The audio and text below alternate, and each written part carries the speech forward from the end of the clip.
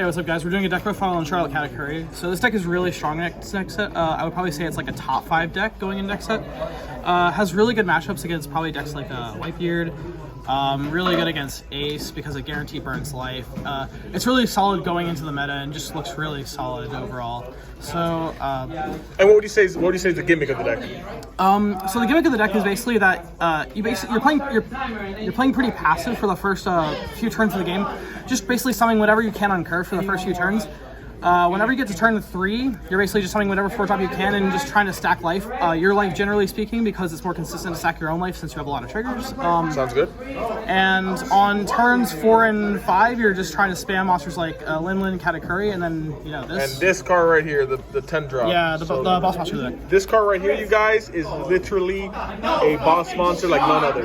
So I'm gonna close up right now. Sorry, a pre-release is going out right now, so. Nami, a third Nami, bro. Yeah, he's not real, bro. Yeah. That's crazy. So he has 3 Namis, that's disgusting. So I'll just go through the deck really quick. Alright. So it's not in order. For Katakuri, it's a 4-drop 6k rusher. It's basically like Zoro but better. Because if you go, since you're going second, you're going to be taking first damage. So you're going to drop this against a 5 life leader, and it's just a 4-drop 6k body, and it's really hard to get rid of really early on. That's mental. Force Archers searches anything in the deck except for so not the Nami of the deck? It's the Nami of the deck, yeah, absolutely. Alright. 2k counter, that's basically all it serves. Also 2k counter, basically the only function. Also 2k counter. You play 12 2k counters, you're trying to play defensive until late game.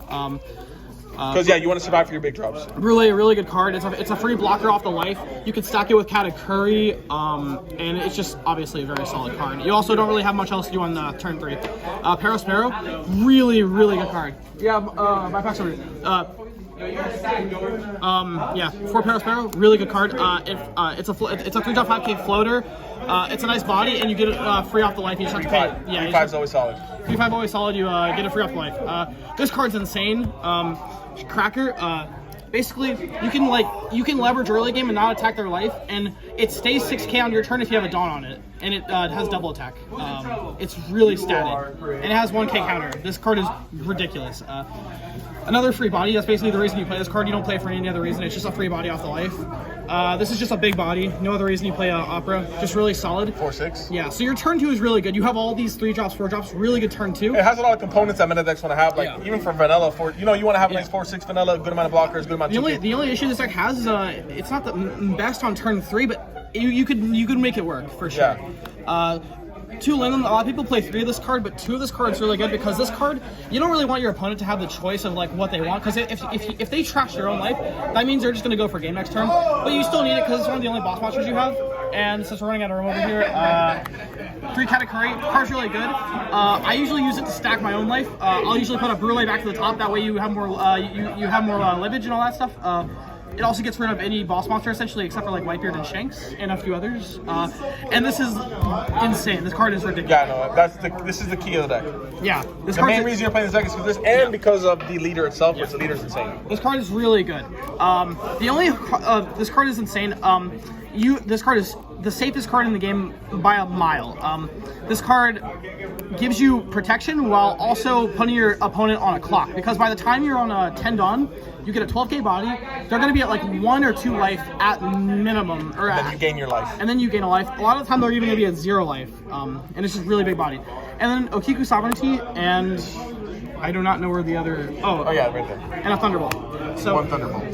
1 Thunderbolt, just in case you need to remove a blocker. Marco's really good against this deck. The only problem this deck has is 4-drop Marco, honestly. If you guys want, you can probably play 2 of this card, but 1 just because it could get cloggy, and it's not. Sometimes it's not worth the. Katakuri's more consistent, I found. And Akiku is 5k. It's really good. It's just a big counter, and that's basically it. And then we'll dive into the leader, which is one of the main reasons we are playing the deck, correct? Yeah, absolutely. So what you're going to be doing with the leader is you're going to be stacking life, your own life, generally speaking. Because stacking your opponent's life is a little more risky because you're not really relying on anything. You don't really know whether or not they need it. But what you do know for a fact is you do need your life. So, or you do know what you need in your life. So you'd rather, generally speaking, stack your own life. It's 7k each turn. It's putting a lot of monotonous pressure on your opponent. This deck is really solid at just leveraging early game into late game and just being a generally very safe pick for the meta. This is a really solid deck, and I recommend basically like anybody who's getting into One Piece. Very beginner friendly. It's also really high skill ceiling. So if you're newer to the game, I highly recommend you pick it up. And if you're older to the game, it's really good. You know, obviously for better players because you can leverage this deck. You can outplay your opponent with this really heavily. So that's basically my perfect. All right, so Alex is really skilled player in One Piece. I know the game is relatively new, but he knows a lot of the meta. He'll be doing more deck profiles for us, hopefully.